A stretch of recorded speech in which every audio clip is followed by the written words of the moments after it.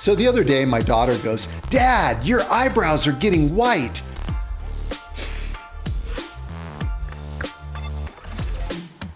I guess the transformation of Mr. Clean is almost complete. Let's talk about being old and doing jiu-jitsu.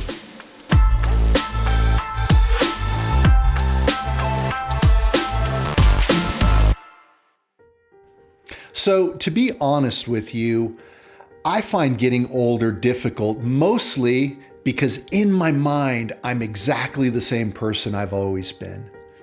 There's a video of me in my 20s with some friends. We're hanging out at the beach, just having fun.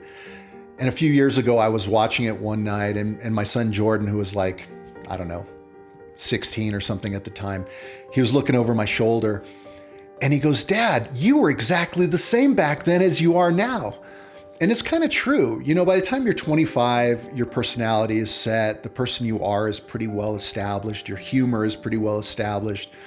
And yeah, hopefully you get a little wiser over the years. You get a little more, a better knowledge base so you can make better decisions. Hopefully you're not as impulsive, right? But generally the person you are at 25 is who you are at 55. And I find that really hard because when I look at myself in the mirror and I'm seeing wrinkles, I'm seeing my face starting to fall down, I'm seeing, my skin is starting to, show some signs of sun damage. It kind of bumps me out because inside I feel like that same person I've always been. But I can tell you that the body changes and jiu-jitsu gets progressively harder as you get older. One of the things that we have to come to terms with as older athletes is we are not going to be as effective in jiu-jitsu as we would be if we were younger. If I could stuff my brain knowing what I know now into the body of a 25-year-old, man, my jiu-jitsu would be incredible.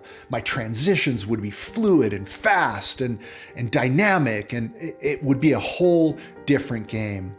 But the reality is I am stuck with a body that doesn't let me express the jiu-jitsu the way that I can see it in my mind, and that can be really frustrating. So let's see if we can quantify what exactly makes it harder to be effective when we do jiu-jitsu. And actually, first of all, let's talk about what does it mean to be effective? Well, we can judge effectiveness based on a number of things. One, your ability to avoid the tap, your ability to get out from disadvantaged positions, your ability to get to the top and maintain top position, and your ability to get the tap. By all those metrics, you are going to be less effective. Why is that? Why is that? Well, we'll talk about physically why, but in terms of what happens throughout the course of the role, let's talk about why that changes. Number one, when you're older, you end up on your back a lot. You end up playing defense a lot because, you bump fists with someone and they're young, they're fast, they're explosive, they're, committed. They put everything into the guard pass, let's say. It's hard to stop that. And as you get older, sometimes you don't even want to stop that because it means you're expending way too much energy. So you're like, fine, go ahead. We'll start from a disadvantaged position. Sometimes I put myself there on purpose. This happens all the time. I'll look at my training partner and I'm like, what's your best position? Side mount. Great, side mount me. And that's where we'll start. I actually prefer that because at least it gives me a connection to my partner that I wouldn't have if they're just operating in the wild. So you're starting from a disadvantaged position, which means now you have to get out. And you can't always just get out at will. You might have to be patient and wait for that window of opportunity to open, and then reverse the position, establish the new position, and there's always a flurry as your opponents try to escape when you get to a dominant position. So you have to stabilize that position. And then you have to start hunting for a submission. And it just takes longer. As you get older, it just takes longer to get out from the bad spot, to maintain the top position, and to get the tap. And that's just the way it is. Now, the question is, why is it harder when you get older? Well, I think there are two reasons. Number one, your maximum heart rate is lower as you get older. And this is huge. Nobody really talks about this, but I find this to be a huge factor. You lose 10 beats per minute of maximum heart rate for every decade of your life. So if your max heart rate is 200 when you're 20, when you're 30, your max heart rate is going to be 190. At 40, it's going to be 180. At 50, it's going to be 170, and so on. So this is a huge difference in your ability to sustain output. If you're 20, once you're in shape, you might be able to sustain 85 or 90% of your maximum, right? Because your cardiovascular system is just super efficient, which means you might be able to train Jiu Jitsu at a max heart rate of 180 beats per minute, 185 beats per minute. You might even be able to redline yourself to 190 now and again, right? Whereas if you're in your 50s, my max heart rate is about 170. And once you get older, you can't train as high as a percentage of your maximum as you could when you're younger. You can't sustain 90%. You might not even be able to sustain 80% of your maximum for an extended period. There are nights when, I can only sustain maybe 150 beats per minute, 140 beats per minute.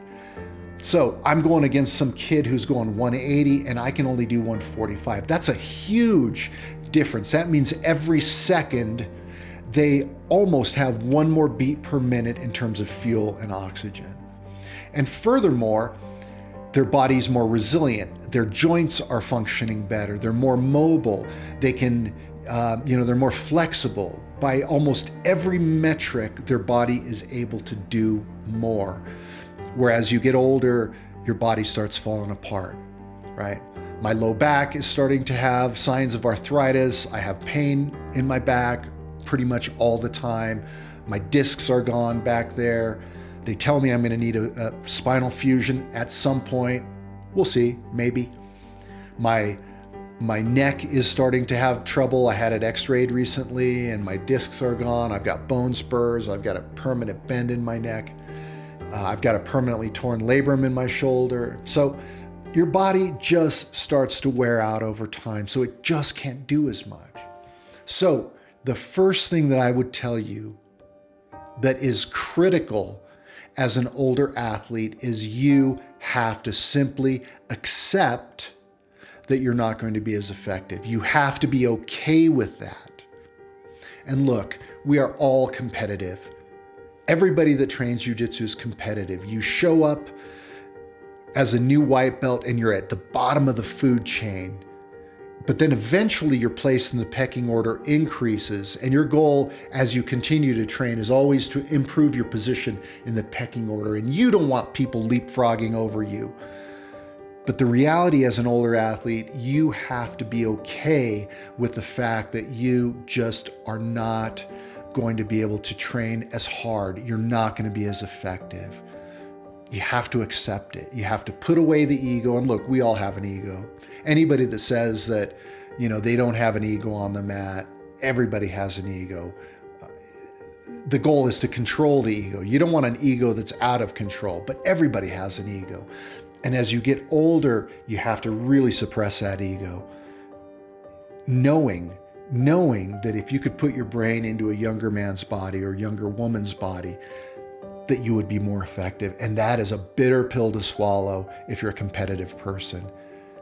But that's the reality. Don't get on the roller coaster of emotions because you're not doing as well as you think you should be able to do. And listen, when I visualize Jiu Jitsu, I can play the most amazing game. I transition and I can flow and I can invert and I can do all this crazy stuff. But the reality is the body won't let me do all that stuff. So you just have to be okay with the fact that you're going to be less effective. That's number one. The second thing I would tell you as an older athlete is safety first. Safety above all else. And there are a few aspects to safety. The first is You have to go through a period of time as a new Jiu Jitsu practitioner where you experience all those moments where you might have gotten injured, all the oh crap moments. It's sort of like when you learn to drive a car. It's not that complicated to drive a car, a few weeks of practice and you can drive, but there's a window there of 3, 4, 5 years as a new driver when you're the most vulnerable to getting into an accident. And why is that? Well, it's because you haven't been through all the scenarios yet. You haven't experienced the confusing intersections. You haven't driven in all the different types of inclement weather. You haven't, experienced weird traffic patterns, et cetera, et cetera. You have to kind of go through all that stuff. And then once you do, then you're fine. You're a safe driver. And it's similar to that in Jiu Jitsu where you have to kind of go through all those moments where, let's say, your leg is entangled with another person's leg and there's some risk there. If they turn in a particular direction, they could compromise your knee. Eventually you develop a sixth sense for that. Your knee is in a certain position and it's compromised and you'll just preemptively turn it to get yourself safe. So whenever I'm rolling, the number one thing I'm thinking about, in fact, I don't even think about it anymore, it's just really programmed, is to be safe at all times. So that's one aspect of safety. The other aspect, and it goes back to the ego, is you have to tap earlier than you think you need to tap. I have popped my elbows on multiple occasions because I fought it to the bitter end, and then there goes my elbow. Don't do that. There's no reason to do that. Like Kurt Osiander says, if you're tapping out here, you screwed up long ago, right? My rule of thumb is that I leave myself 25 or 30% safety margin whenever I tap. So that means if someone wraps their arm around my neck for a bow and arrow choke, if I can't immediately unwind the choke and get myself safe, I tap. If someone overhooks for a guillotine, if I can't defend immediately and position myself to where there's no danger, no risk, I tap. If I'm defending an arm bar and my grip goes, I tap when my arm is here, not when my arm is here. Ego is a dangerous thing when you get older. Injuries, they linger for a very long time when you get older. A popped elbow lasts 2 days when you're 20. It might be sore for weeks when you get older. And then one injury sometimes leads to something else, Keep yourself safe. The other aspect of safety first is learning to say no. If there's anything that happens in the dojo that you are uncomfortable doing, it's okay to say no. Don't even think twice about it. Say no. What do I mean by that? Let's say there's someone that you don't like to roll with because they're always too aggressive, they go too hard, maybe they're kind of a knucklehead, maybe they move in unsafe ways. If that guy comes over to you and says, hey, you want to roll? Just say, hey, no, I'm good, man. You don't have to give an excuse. You don't have to feel guilty about it. You don't have to feel weird about it. If there's anybody you're uncomfortable rolling with, just say no. If you don't advocate for your own safety or for your own body, no one else will. The other aspect of that is, let's say during the warm-up, maybe your instructor is a competitive, young, studly guy, and the warm-up consists of cartwheels and leaping forward rolls and handsprings and walking on your hands and doing all this crazy stuff. And listen, I love doing that stuff. And I can still do a lot of that stuff, but I don't do it very often because it's risky. If you're uncomfortable with that stuff, just say no. In fact, I would preemptively go talk to your instructor and say, listen, I'm 46 years old, I'm 50, whatever your age, I'm just not comfortable with everything that happens in the room. And so if I sit some things out, it's just because I want to be safe. And they should be okay with that. If your instructor's not okay with that, then honestly, they're a crappy instructor and you need to find a new environment, because any good instructor is going to be fine with you doing what you need to do as an older athlete to be safe. So if there's anything that happens that you're not comfortable with, maybe they're doing judo that night and it's hard for you to hit the mat repeatedly. So you do a few repetitions and then you're good. totally fine. It's okay to say no. In fact, it's critical that you learn to say no as you get older. The last piece of advice that I would give you as an older athlete is leave the dojo with some fuel left in the tank when you get done training. Training jiu-jitsu should not feel like going to war against the zombies during the apocalypse. You shouldn't leave the room feeling like you've been to World War III. Leave with some fuel left in the tank. Now, what does that mean? It means you don't have to spar every round. It means you don't have to do every repetition. It means if it's a hard warm-up, you can kind of half-ass it. It's okay. Because the goal should be to have more frequency of training so that you can progress faster than less frequency of training with a harder recovery. Recovery is hard at any age, but as you get older, it just gets harder and harder on your body. And you can make it harder on your body by going really hard. So here's how I roll. I roll a lot. I roll almost every night, but here's how I do it. My first roll is a throwaway roll. I pick one of the easiest people in the class, or I'll pick someone who's more skilled that I can flow with. And so that first round, I'll just flow, I'll just start to move, I'll start breaking a sweat, I'll start getting my heart rate up. Second roll, kind of the same thing. Maybe I go a little bit harder. So my first two rolls are throwaway rolls. After that, I can scale it up a little bit, and maybe I'll roll a third roll, and then I'll sit out one. And then maybe I'll jump in for a couple, and then I'll sit out for a couple. And that's kind of how my night goes. Usually when I get to about roll number 5, roll number 6, I'm good. I am good for the night. And you say, well, wait a minute, you know, only 5 rolls? Well, we do 6-minute rounds. 5 rolls at 6-minute rounds, that's 30 minutes of work, or 36 minutes of work. If you're 46 years old, 48 years old, 50 years old, 56 years old, 35 minutes of rolling, that's good. That's a lot of work. You don't need more than that. So I would encourage you, always leave the room knowing you could have done more. Always do less, because that's going to keep you safer. It's going to be, it's going to result in injury prevention, because a lot of times we get hurt when we're trying to do just that little bit extra. It's that last roll where you're just, you know, you're depleted, but you do that last roll. That's when you get injured. Don't do that. Leave with some left in the tank. So those are my pieces of advice for an older athlete. Number 1, you have to accept that you're not going to be as effective. And by the way, that lack of effectiveness might result in you not advancing through the belts as fast or even at all the way you would be able to if you're younger. Because in a gym, in jiu-jitsu, the good news is they don't grade on a curve. If this is what it means to be a purple belt, right?